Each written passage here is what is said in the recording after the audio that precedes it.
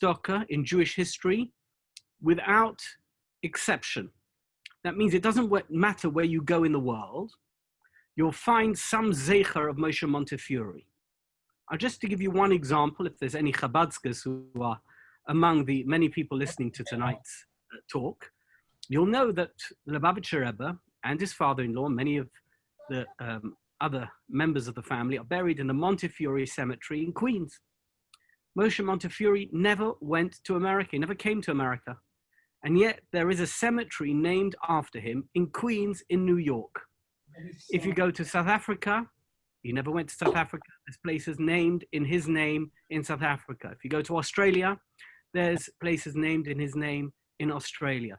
Wherever you go in the Jewish world, there is some zecher of Moshe Montefiore. Now, I happen to come from London, as many of the people who are watching this Zoom also do. And therefore, we were familiar with the name Moshe Montefiore because we knew that he came from England, and we knew that he was knighted by Queen Victoria, and we had some familiarity with the fact that he was British, but we didn't really know much about him. I remember coming to Bevis Marks Shul. We're going to talk about Bevis Marks Shul. I remember coming to Bevis Marks Shul probably 20, 25 years ago for the first time. I davened there, and they showed me that there's a seat which is roped off in Bevis Marks Shul. You're not allowed to sit on it because it belonged to Moshe Montefiore. Only he was allowed to sit in that chair. And once he died, that chair is closed off. No one else can ever sit on it. Do you know that Moshe Montefiore didn't live near the city of London? He lived on Park Lane. He used to walk every Shabbos. He used to walk from Park Lane to his shul, as he called it, my shul, my synagogue, Bevis Marks in the city of London. And he was instrumental in so many aspects of Jewish life during the course of his 101 years on this world. I'm not going to be able to cover 101 years in an hour. I'm not going to even try.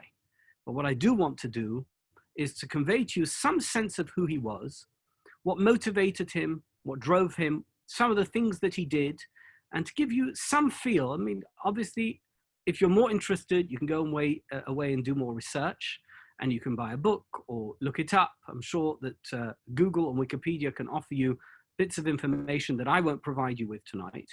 But I'd like to at least give you some sense, an overview of this incredibly great person, somebody who was an Asken extraordinaire, and we can all take a leaf from his book. Moshe Chaim was his name. It wasn't just Moshe. Moshe Chaim ben Yosef Elio Montefiore. He was born in Livorno, Italy.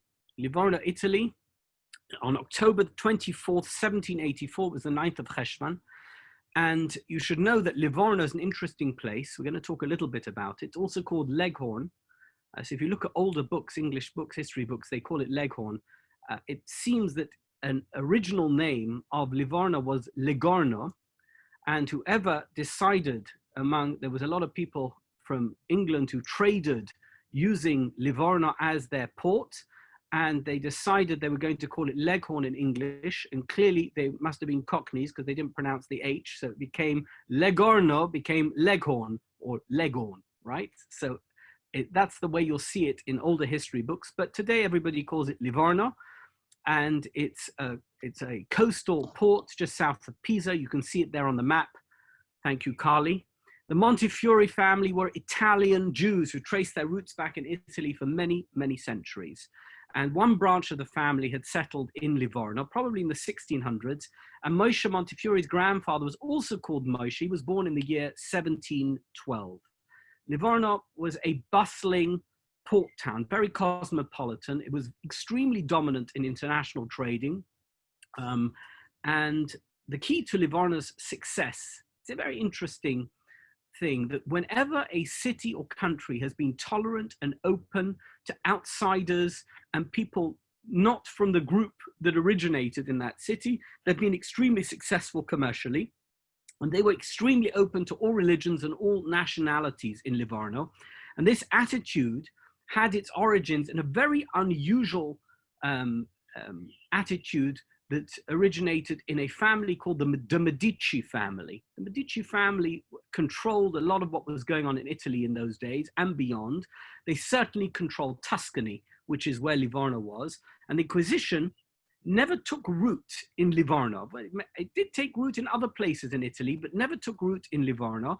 And the Jews who lived there lived freely, and they could own property and they could do business there. It wasn't a problem for them.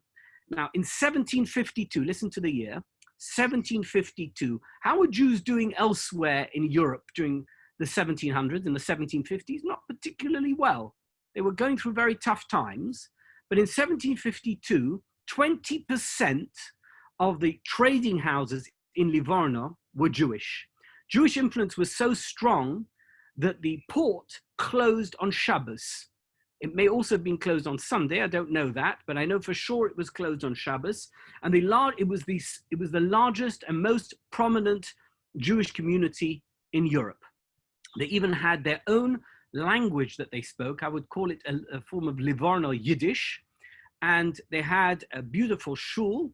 And it was a major trading nation with Great Britain. And in the 1740s, the Moshe Montefiore, the senior Moshe Montefiore, the grandfather, moved to London because he had a lot of business associates in London, and he moved to London. Now, the London community at that time were mainly descendants of Spanish and Portuguese Jews, not Italian Jews. And in 1656, I'm sure you know this better than me, in 1656, Oliver Cromwell, who was the Lord Protector, readmitted Jews into Great Britain for the very first time since the expulsion from Britain. It had happened in 1290. It was an incredible moment. It had been engineered by a very unusual man from Holland called Menashe ben Israel. And he'd gone and convinced this devout Christian that the Messiah couldn't come unless Jews lived ba'arba kanfoi sa'aretz. And England apparently is one of the corners of the world. It was seen that way in those days. It was the corner of the settled world. And therefore, he convinced Oliver Cromwell, if you are a believing Christian and you want the Messiah to come, the Jews have to live in England. And he readmitted them. And the immigrants quickly set up a community, and the community was known as Shar HaShamayim. It still exists to this day. And they inaugurated the shul. You have a picture there of the shul. The shul was Bevis Marx. It was modeled after the sister community in Amsterdam, the Snocha Shul in the center of Amsterdam. It's also there, it's larger, but if you go into the Snocha Shul in Amsterdam, you'll see it's almost identical in its layout and in its design. And it's located in the heart of London. No Jews living there now, but in those days, that was where Jewish people lived. That's the exterior of the Bevis Marx Shul. It's still there. I haven't been there for a number of years, but I once did Shabbos there many years ago. We had a beautiful time there. We brought singles to Bevis Marx. It's a most wonderful shul. I do remember that there was a restaurant there. I'm not sure it's there anymore. But if you've never been there, I would say that you should take off a couple of hours one day and just go and see the shul from the inside. No picture really does it justice.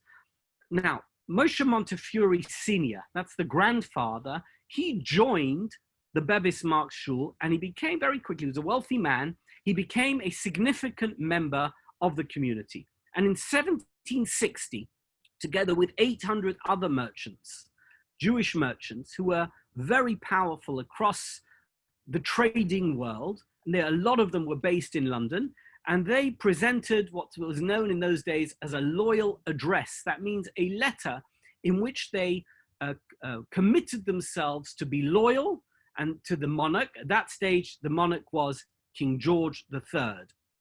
Moshe's son, Yosef, was born in 1759, and in 1783, he married Rachel Mokata. Now, these names, if anybody knows about the Spanish and Portuguese community, you'll be familiar with these names. I'm going to mention many names that you'll know of, even though, unfortunately, a lot of members of those families are no longer part of the Orthodox community, or indeed part of the Jewish community of London. But nevertheless, the names continue.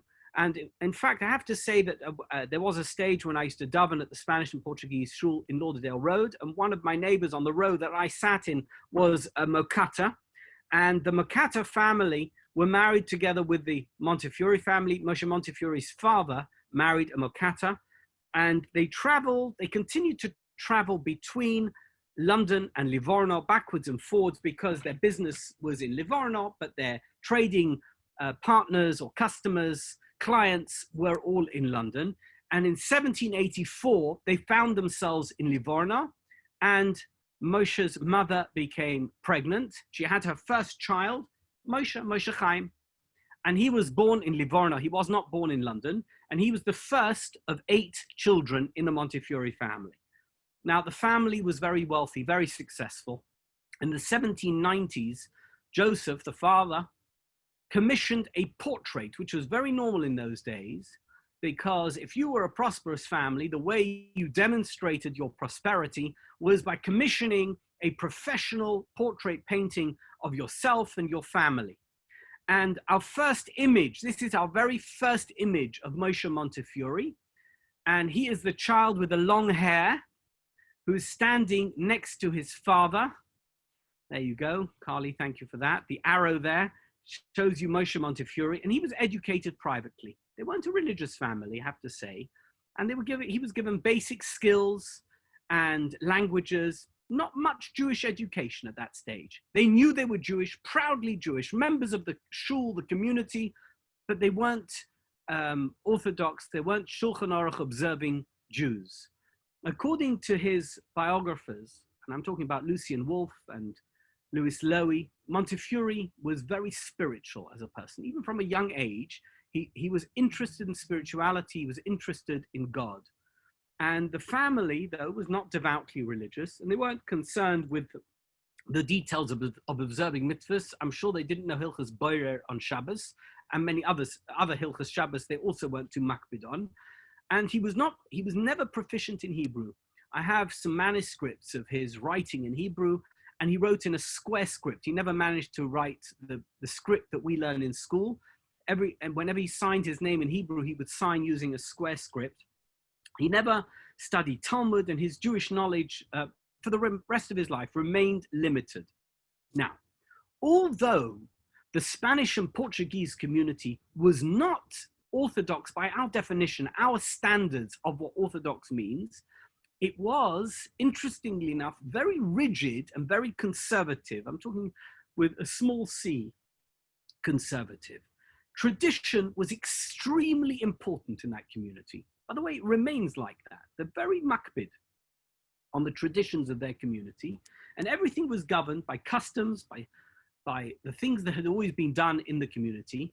I'll give you one example. It's not like that anymore, but all the sermons, the droshes given by the Rabbonim were in Portuguese. It was extremely important.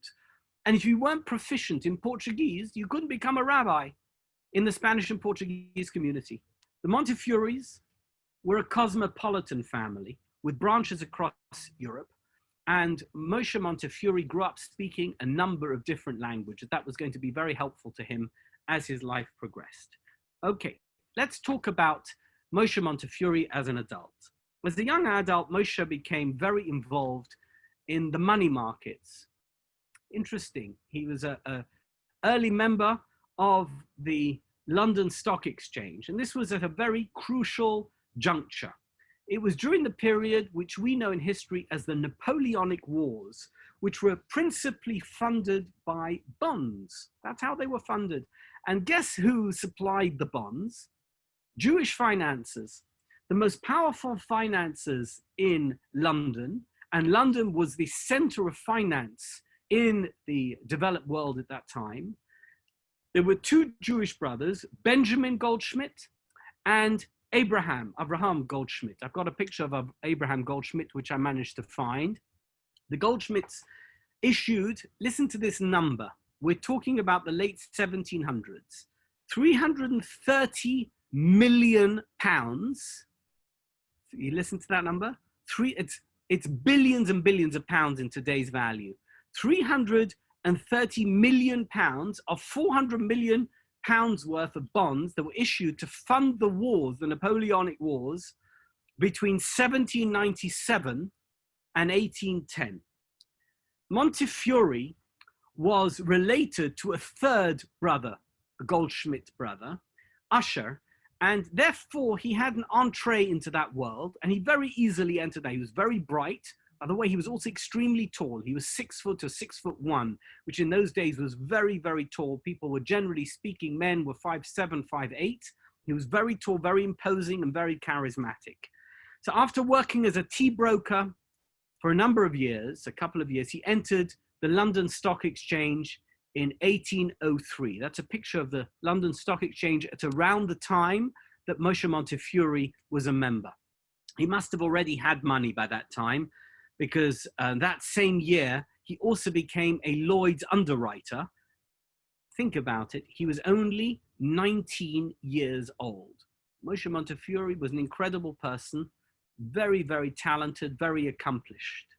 The following year, in 1804, Joseph Montefiore, Moshe's father, died, leaving Moshe as head of the family. He was merely 20 years old. And Montefiore started a successful stockbroking partnership with his brother Abraham.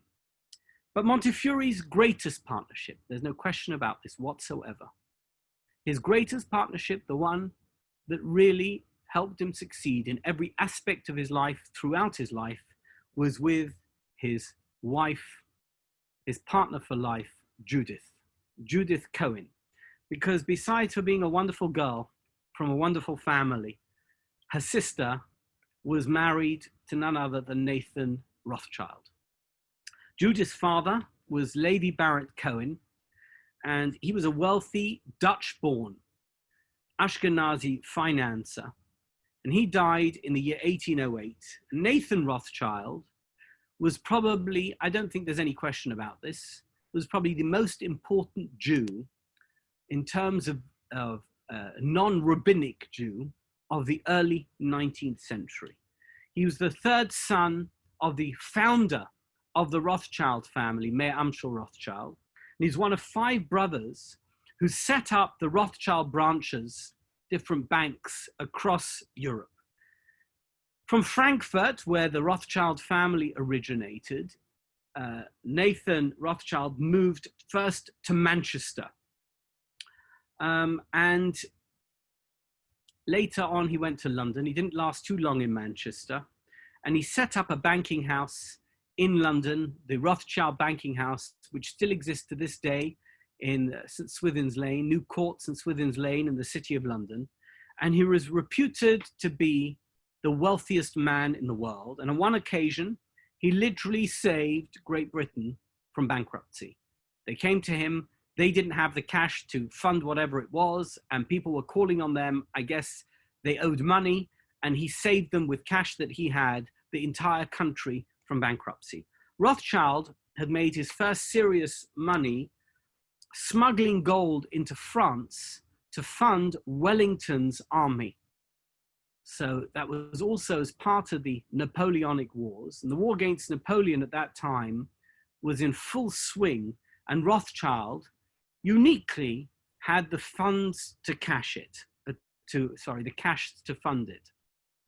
Financing the Allied armies, as they became known, between 1811 and 1815, cost the country £42 million, and Rothschild was the main person to finance the wars with Napoleon. Here, Napoleon's not looking too happy. I think you can see a picture of Rothschild. Montefiore became Rothschild's right-hand man, and he visited France on business trips on behalf of Rothschild, and he was, of course, fluent in French. He spoke French absolutely fluently. Montefiore was also Rothschild's exclusive stockbroker, and he was his most trusted lieutenant. He was the one who looked after any personal business of the Rothschild family, and he was absolutely the number 1 man in the Rothschild banking house. In 1825, at the age of 40, he wasn't yet 41, Montefiore retired from the brokerage firm, an active business. He was a very wealthy man, and he never worked another day in his life, and he lived for another 61 years. Although he remained involved in business, he bought stakes in companies and insurance companies, in the first gasworks of England. He never worked full-time again. He didn't have an office where he worked. He just managed his investments. Let me talk to you a little bit about Moshe Montefiore's religious identity. Moshe Montefiore in his younger years was, I would say, nominally religious, but he definitely always being involved with the community and with the shul. That was a first love of his.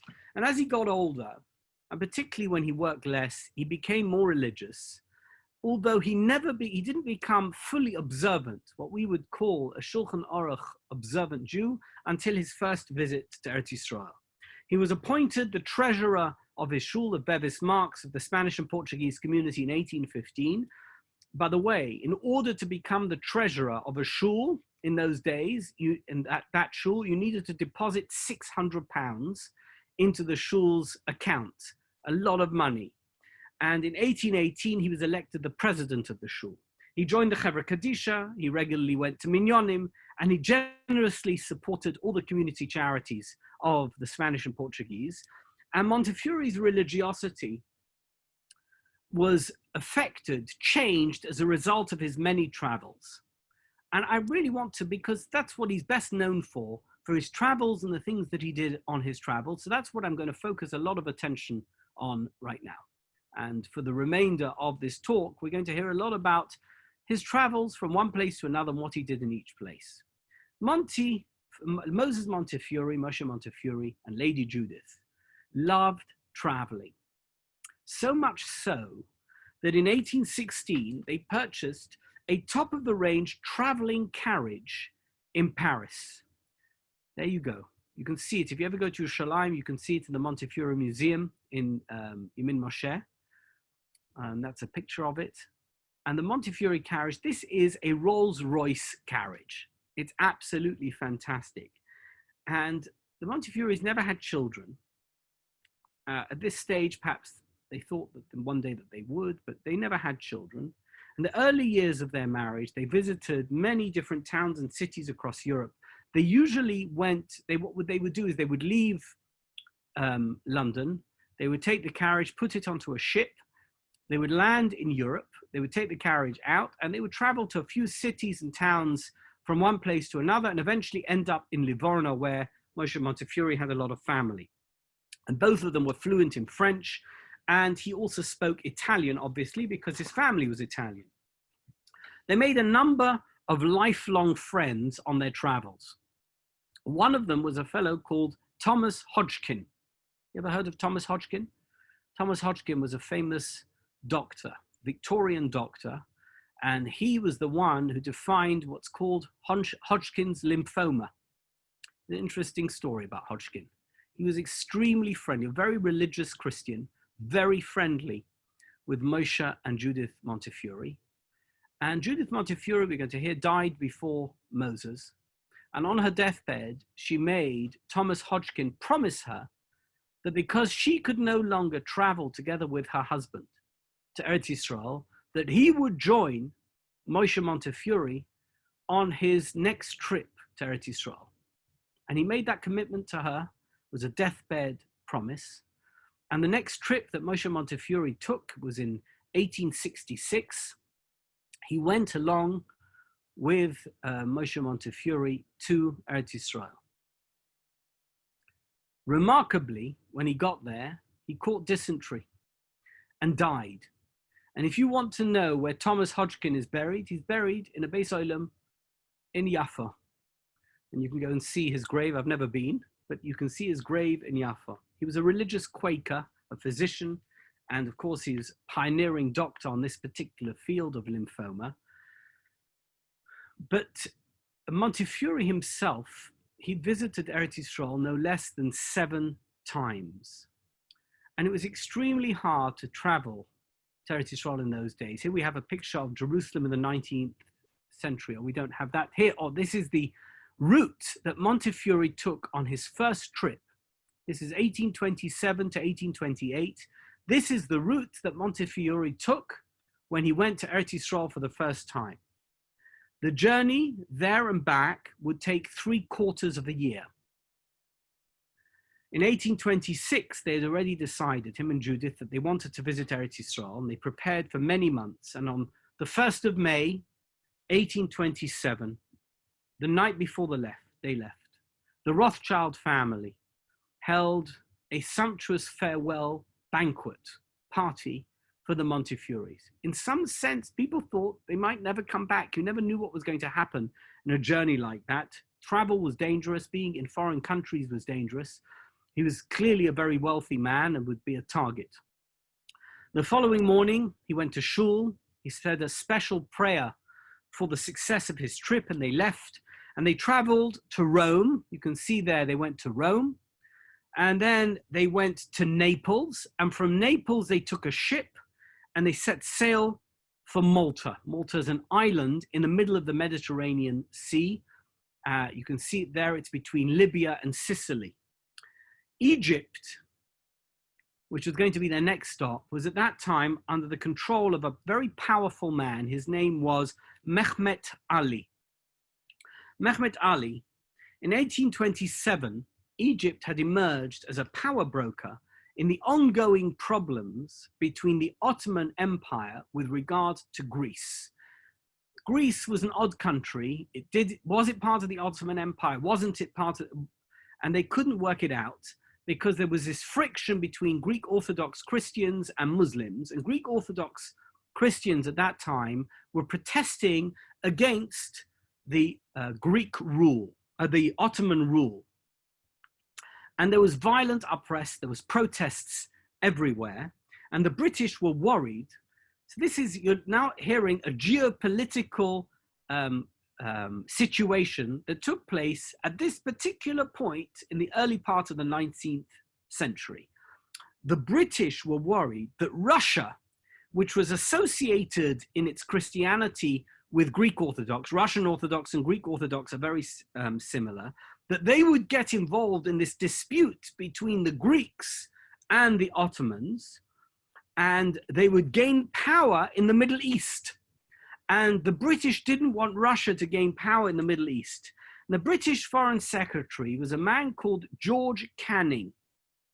And he tried to mediate between the two sides, between the Ottomans and the Greeks, so that he could create some type of Greek state. They wanted to be the influencers, the power brokers. The British wanted to be the power brokers in the Middle East. And they signed something called the Treaty of London. And who signed on it? The British, the French, and the Russians. And they called for the creation of an independent country called Greece. It was signed in July. Okay, just as Montefiore was in Malta. He had arrived in Malta. Remember, he left in May. He arrived in Malta just as the Treaty of London was signed. Now, Malta was a British island, a British holding in the middle of the Mediterranean Sea. And the Turks, despite the Treaty of London being signed, refused to accept the creation of Greece. And as a result of that, there was a dreadful battle, a war, I don't know what to call it. It was a murderous battle called the Battle of Navarino. Anyone who's a military historian will know more about that. It was in October of that year, of 1827. And the Montefiores have left to travel to Eretz Yisrael in the middle of this massive international crisis. Moshe Montefiore said, listen, I'm already here. I'm not staying in Malta. Malta is a nothing place. I've got nothing to do here. I want to go to Eretz Yisrael. And he set sail in the middle of this crisis. He set sail for Alexandria in Egypt. And they arrived, can you imagine? And they decided we're tourists. And they went to see the pyramids. Here's a painting of the pyramids from the 1830s, a few years after they were there. And they wanted to get away from Alexandria because they found Alexandria intolerable. Alexandria at that stage, because it was a port, was very involved in all this international shenanigans, and they wanted to get away from that. They went to Cairo. And in Cairo, the British consul there informed Montefiore that he was, if you're there and you're a very significant person, you're a significant British figure. You've got to visit the ruler. His name is Mehmet Ali. This was Montefiore's first formal meeting as a British notable with a powerful world leader. He was to have many, dozens more over the years, hundreds perhaps, but this was the first person he met, Mehmet Ali. And Mehmet Ali would later prove to be an extremely useful friend, acquaintance of Montefiore, and the first visit went very well. Passage from Egypt to Jaffa, which was one of the port cities on the coast of Eretz Israel, was considered very risky. But they went in September 1827. The Montefiores went anyway, and the boat trip took 4 days. They disembarked in Jaffa. The following morning, they hired a bunch of camels, and they went by camel from Jaffa. You know Jaffa, it's where Tel Aviv is today. They went from Jaffa to Jerusalem. Their first view of Jerusalem, here's a contemporary view of Jerusalem from 10 years later, seems to have been completely overwhelming to them. Can you imagine your Jews, not particularly religious, affiliated, committed, but not religious? You've had a spiritual yearning to visit Yerushalayim. We're not talking about getting to Heathrow Airport on an El Al plane and arriving and going through passport control and then going by taxi to your hotel in Yerushalayim. That's not what we're talking about.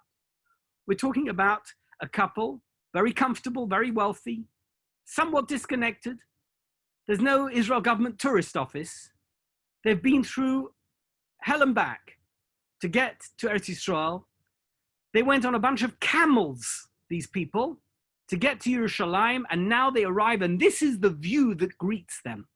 Moshe and Judith Montefiore see Yerushalayim for the first time. I'm going to read to you the words of Judith Montefiore's reaction when she saw Jerusalem for the first time. Our feelings of gratitude were indescribable when we finally got our long-wished for view of Jerusalem. It was a lifelong dream. Montefiore's reaction was much more spiritual. He seems to be very inspired, and he discovered that the local Jewish community, he arrived in Yerushalayim, he didn't know anybody. He discovered there were 3,000 Jews at that time living in Yerushalayim, and they're very nebuchdik. It was a nebuchdik community.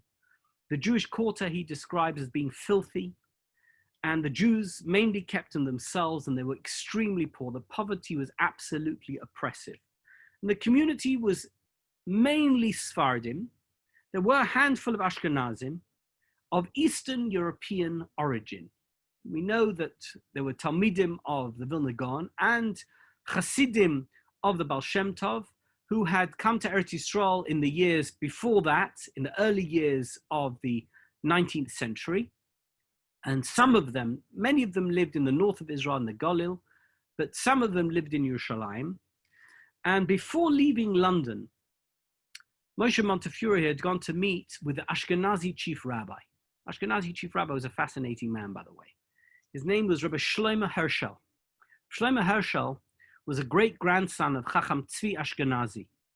His father, who was known as Heart Lion, Reb Tzvi Hirsch Berlin, had been the chief rabbi, and he was actually born in London. He was the chief rabbi for 6 years during the 18th century. And Shlomo Herschel was the chief rabbi of the Ashkenazi community. He is, in fact, probably formally, one could say, the first chief rabbi of Great Britain, of the UK.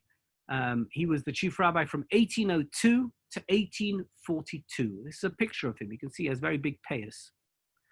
And he also had a huge library, a very, very important library, which later on became the library of what was known as the Beis Medrash of the chief rabbi and of the Beis Din. And, there was some of the most important antiquarian books of the Jewish world were to be found in his library, in Solomon Herschel's library. Anyway, there was a huge machlokas raging between, I know it's hard to believe that there's ever machlokas in the Jewish community, but there was a big machlokas in the Jewish community of Yerushalayim between the Sephardim and the Ashkenazim. And when Montefiore went to visit Shlomo Herschel, Shlomo Herschel said, I'd received letters from the community in Yerushalayim, and they're asking me if I can help arrange for somebody to make shalom between the communities. And I'd like to appoint you as my messenger to make shalom between these two communities. So he came with this shlichus. Moshe Montefiore is going to make peace between Ashkenazim and Sephardim. So he probably thought, I think about it, he probably thought that the Sephardim he's going to meet in Yerushalayim are like the Sephardim he knows from the Spanish and Portuguese community in Bevis Marks in the city of London. I think he must have been a bit surprised to discover that they were nothing like the Spanish and Portuguese community in London. He also thought probably Ashkenazi Jews were like the German Jews of Frankfurt and Hamburg. But I don't think they were like that either. The Eastern European Jews who were Ashkenazim in Yerushalayim were very different. So he encountered two totally culturally different types of Jews than he'd ever met before. And now he suddenly has to make peace between these warring factions. He found that the Sephardim were North African Sephardim, and the Ashkenazim spoke Yiddish. And they didn't speak German. He spoke a bit of German. He didn't speak Yiddish, interestingly enough. And Montefiore made very little headway in trying to make peace between these two communities, because the Sephardim controlled all the community institutions and they weren't really willing to let go. The Ashkenazi rabbi of Yerushalayim, I'm going to leave him nameless, told Montefiore that when Moshiach comes, there's going to be two separate communities in Eretz Yisrael, Sephardim and Ashkenazim, because it's not possible to make peace between the two of them, and Hashem has accepted that. And in the same way as after David HaMelech died, there was two Jewish countries, one called Yehuda and one called Yisrael. There's going to be two Jewish countries when Mashiach comes, one called Ashkenaz and one called Sfard. That's the lomdus that Moshe Montefiore heard, he reports in his diary, from the chief rabbi of the Ashkenazim Yerushalayim. In any event, he didn't make much headway in that direction, but they did decide they're going to visit some important places. And Judith went to visit the tomb of Rachel, Kever Rachel, in Beis Lechem. And the experience totally inspired her, and she began a long relationship with the site. We know that the part of it's been covered over since then, but part of the building that we know as Kever Rachel is actually was built by Montefiore at the request of his wife, in Beis Lechem, and it was there until quite recently when it became much more of a compound in recent times. Judith was childless, and the rabbis in Beis Lechem, there was a Jewish community there, gave her an amulet, and they promised her, as only Kabbalists can and do, the opening of the gates, whatever that may mean. Her gates never opened, she never had children. On their way back to Egypt, Montefiore celebrated his 43rd birthday, and it marked a huge turning point. I'm going to read you a quote, and I've got it here as a slide. Carly, put up that slide. I humbly pray to the God of my forefathers, my God, the only true God, to grant that I may henceforth become a more righteous and better man, as well as a better Jew. This day I begin a new era. It was his 43rd birthday. Montefiore landed in Alexandria ahead of the Battle of Navarino, and his safe return was regarded by the community in Egypt as completely miraculous because of the geopolitical nonsense that was going on at the time. Let's talk about Moshe Montefiore being knighted. In 1828, Wellington's government issued legislation to emancipate Protestant dissenters, that means those who weren't part of the Church of England, Anglicans, and Catholics. This had been an ongoing problem. In another talk I gave, and it's in my book as well, those of you who have my book, I'm sure you saw it, about Lord George Gordon, the Gordon riots, where the Protestants in England protested against rights that were given to Catholics. This has been an ongoing point of contention in England, but not only Catholics were hated, also Puritans were hated, because of course it was the Puritans who had overthrown the monarchy. So anybody who wasn't part of the officially sanctioned Church of England was considered a dissenter. But things were changing, people were being emancipated, it was the Age of Enlightenment, and Wellington decided to emancipate the Protestant dissenters and the Catholics. Now, Jews were not Protestant dissenters, nor were they Catholics. They didn't believe in Jesus, and therefore they were excluded from this legislation, and that made them actually more focused targets for discrimination. Montefiore had just returned from Jerusalem, and he was recruited by a friend of his, powerful Jew, wealthy Jew called Isaac Lyon Goldschmidt, to help. And Goldschmidt's son, who was Francis Henry Goldschmidt, qualified as a lawyer at UCL. And this is a picture of him when he was much older. But in those early years, he wasn't allowed to take the bar exam. And the new legislation, you see, it required an oath that included the words, "Upon the true faith of a Christian." And Francis Henry Goldschmidt, by the way, he doesn't look like a very frum man, and I don't think he was. But he couldn't bring himself to say, "Upon the true faith of a Christian," in an oath that he took to pass the bar exam. Isaac Goldschmidt was a prominent Jewish businessman. He was very secular. And he also enlisted Montefiore's brother-in-law, Nathan Rothschild. The political situation was very, very difficult. Even Rothschild wasn't able to get anything done. He was extremely well connected. I don't need to tell you that, but he couldn't get this done. And Goldschmidt was desperate to get equal rights for Jews. The campaign, this would never last in the modern world. The campaign took 30 years until they managed to achieve this objective. In 1858, do you hear that? We started in 1827, 1828. In 1858, the Jews were emancipated. That was after France. A lot of you people listening to this lecture live in England, but you didn't know that. There's a lot of discrimination in England, officially sanctioned discrimination until 1858. France had emancipated the Jews, Germany, Holland, Belgium, Greece, even Jamaica had emancipated the Jews, but not England. But during this 30-year battle, certain concessions were made to key players. In 1837, Moses Montefiore was elected as the Sheriff of London. The following year, he was knighted by Queen Victoria. Montefiore refused to use the official carriage to his own induction as sheriff, as the induction took place on Shabbos. By this time, he was totally frum. In order to accommodate his religious scruples, the induction was moved to a different day. The dinner in his honor was not kosher. He bought his own pickled beef, and he became famous, in fact. Wherever he went, he always bought salt beef with him. He loved his own salt beef, and he had somebody who traveled with him and always brought his beef with him wherever he went.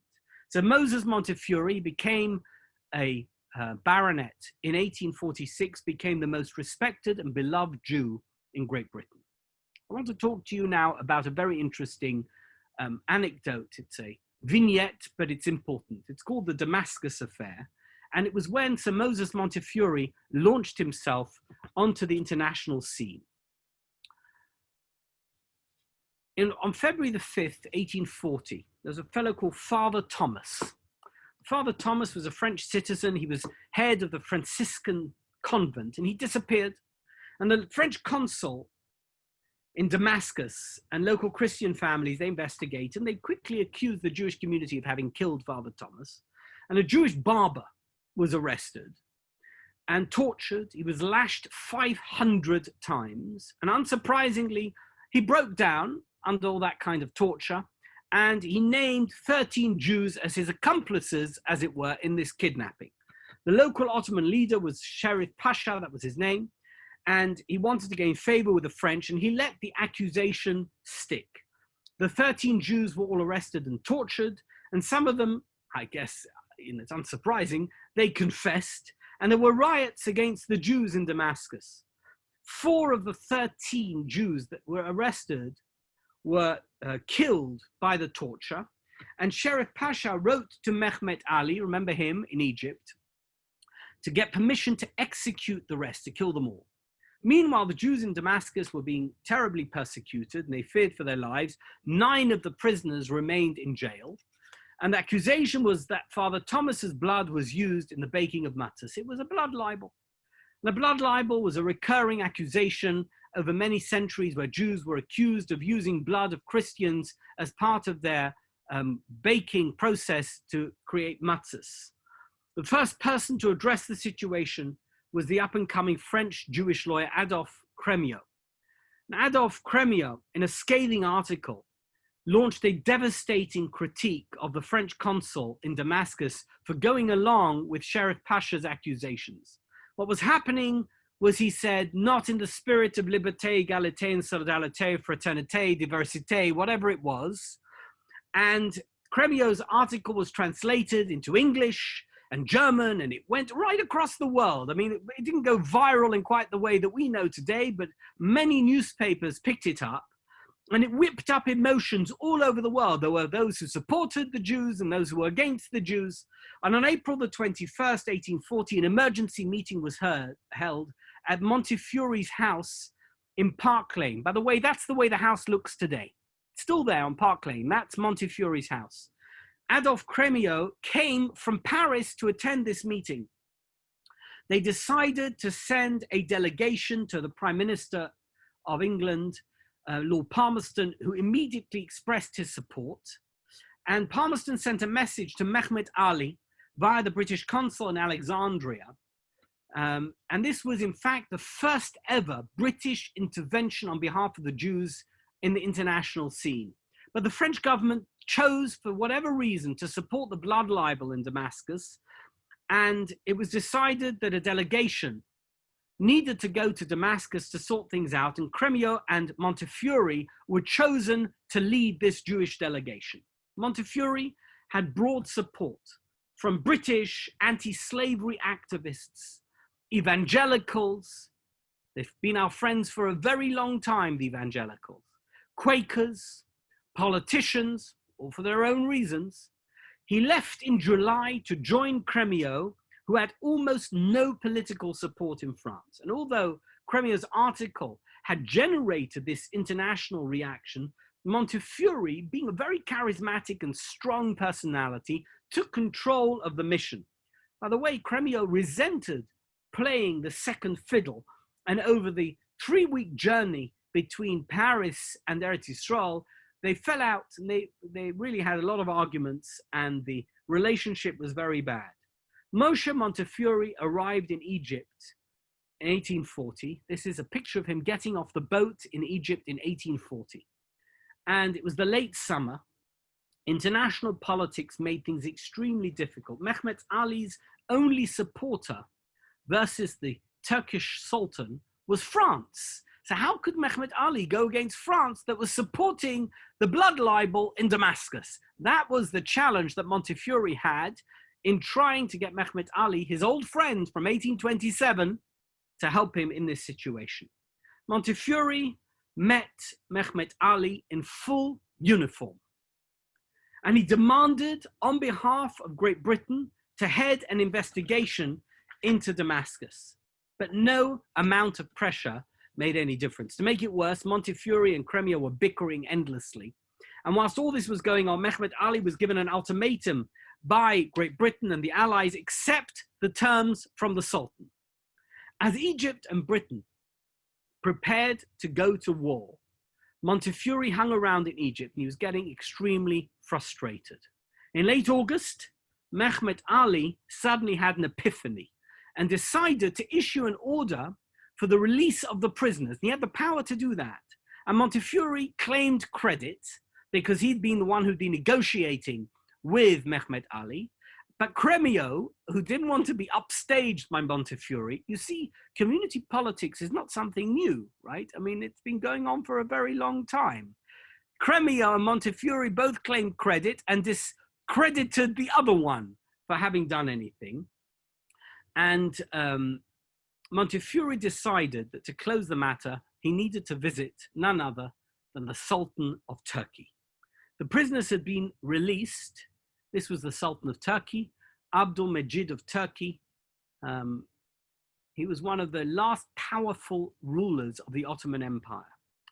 The prisoners had been released, but they weren't exonerated. That means they hadn't been told they were innocent. And so Moshe Montefiore wanted a firman, which was like an official declaration that denounced blood libels and cleared the names of those who had been accused of being involved in the killing of Father Thomas.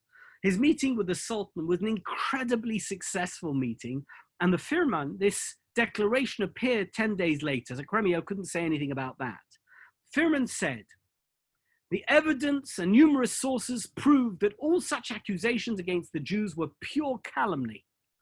There was a problem. Montefiore had got the Jews a pardon and an admission that the blood libel was a lie, but he'd not got them a total exoneration. In the end, he never went to Damascus. Instead, he decided to go to Rome. In Damascus, the memorial plaque to Father Thomas declared, and I don't know if it's still there, none of us know much of what's going on in Syria at the moment, right? But the official plaque in memoriam to Father Thomas says that Father Thomas was slaughtered by the Jews. Montefiore arrived in Rome. The Pope refused to see him. Cardinal Rivarola, Father Thomas's order, did meet him and treated him with terrible disdain. I guess that what Montefiore wanted to achieve was for the Catholic Church to admit that this entire thing was political and that no Jew had been actually involved in the murder or disappearance of Father Thomas. And so he was not successful in that, and he went to France. He met with the king, Louis Philippe, who was very sarcastic and dismissive, and Montefiore, a little bit with his tail between his legs, came back to London. He was given a hero's welcome. To this day, if you look up the history of the Damascus blood libel, you'll see that it's Montefiore's given all the praise because all the achievements essentially were down to him, and he was the one who had all the difficult meetings. Not all of them were successful. In any event, despite any downsides, he had visibly achieved a very difficult feat. Montefiore established the concept of foreign intervention on behalf of Jews in distress, and he would continue to personally do this for the rest of his life. He set the trend for others to do the same. I want to come to some kind of conclusion. I could go on for hours about Montefiore. There's much more that he did in his life, and particularly in Eretz Yisrael. He did so much to establish the Jewish settlement in Eretz Yisrael and to make sure that it was financially supported. And that's what I want to look at a little bit now, and then we'll conclude. As a result of the Damascus affair, Montefiore became the most famous Jew of his time. He had money, his own money, he had Rothschild's money, he had other people's money. He was constantly giving out charity. And he had the backing of the British government and of the Rothschild Bank wherever he went, and he traveled everywhere. In 1846, he visited the Russian Empire to lobby for the Jews suffering from discrimination. Here we have, I think, a map of his travel to Russia. This was the journey that he took to Russia and back. Jews under the Tsar were very vulnerable. There was forced conscription, social and commercial restrictions. There were rumors that Tsar Nicholas wanted to convert all of his subjects, including the Jews, to Christianity. And Montefiore arrived in St. Petersburg and was granted an audience with the Tsar. They conversed in French. The Tsar was fluent in French, and so was Montefiore. And Montefiore told them the Jews of Russia were very good people. He said, I've been staying with them. Wherever I go, they've welcomed me, and they've welcomed me into their homes. They've been wonderful, and they deserve better than their treatment here in Russia. The Tsar replied that his attitude towards Jews would be very different if all the Jews of Russia looked like Moses Montefiore. Montefiore's biggest impact, without any question, was in Palestine, which at that time was a region which fell under the jurisdiction of Syria. He became intimately involved in the affairs of the yishuv, of the Jewish settlement in Eretz Yisrael. He built trade schools, he built industry schools in the industries, and one can still see the windmill in, do you see it there? There's the picture of the windmill in Yamin Moshe that he built outside of the walls of Jerusalem. He founded the first neighborhood outside the old city walls, and he distributed a lot of money. Whenever 7 times he went to Eretz Yisrael, he distributed money to the poor. That's a contemporary woodcut of Moses Montefiore distributing money to the poor in Eretz Yisrael. The money was his own, and the Rothschild's money. And eventually he was receiving money from philanthropists all over the world who realized that he was a trustworthy person who gave out money to poor people and needy people in institutions in Eretz Yisrael. He was mobbed every time he visited. His last visit was in 1875. He was 91 years old. By this time, His faithful wife had died. Of course, we mentioned it earlier. She died in 1862. And he had buried her at his country estate in Ramsgate. That's where she remains, and he is buried in Ramsgate. That's what it looked like many years ago. I don't think it looks like that now. He built her a mausoleum, and it was modeled on Rachel's tomb, which he had built in Beis Lechem. And he had it, as you remember, he'd had Beis Lechem, Kever Rachel, remodeled in the 1840s. In his latter years, he spent most of his time at the Ramsgate estate, where he had his own shul and he had his own yeshiva. His longtime companion was the great scholar and rabbi, Slovakian, by the name of Louis Lowy. And he was, in fact, he was Polish because that's the jurisdiction that he was born in. You know, the borders moved on a fairly frequent basis in those days. And he studied under the Chassam Sofer. He was in the yeshiva in Pressburg. Lowy managed Montefiore's Hebrew correspondence. If you ever see a letter in Hebrew that's signed by Moses Montefiore, it was written by Louis Lowy. And also he managed his relationship with the leaders of the frum world. There was the Anshei Chasidei Polin correspondence. Here, we can see it here. Can you see that? Montefiore became an international celebrity, received thousands of letters. There's one, that's just one letter. I've got a number of letters that Moshe Montefiore received. And it's very rare to have a Judaica auction where there's not something relating to Moshe Montefiore. It's usually either a request for money or a letter thanking him for money. There were coins and medals that were issued in honor of Moshe Montefiore. He was the most famous Jew in the world. In 1883, Montefiore turned 99 and celebrations began for his centenary year. This is from Harper's, a photo of him at 100 years old. That's Moshe Montefiore at the age of 100. In 1885, he died at the age of 101, and he was buried next to his beloved wife, Judith, in Ramsgate. And his yahrzeit is observed to this day. Every summer, thousands come and pray at the grave of this great tzaddik, this Baltstoker, this Askan, the greatest Jewish philanthropist in history. His mark can still be felt in Eretz Yisrael. They even issued a banknote with his picture on it.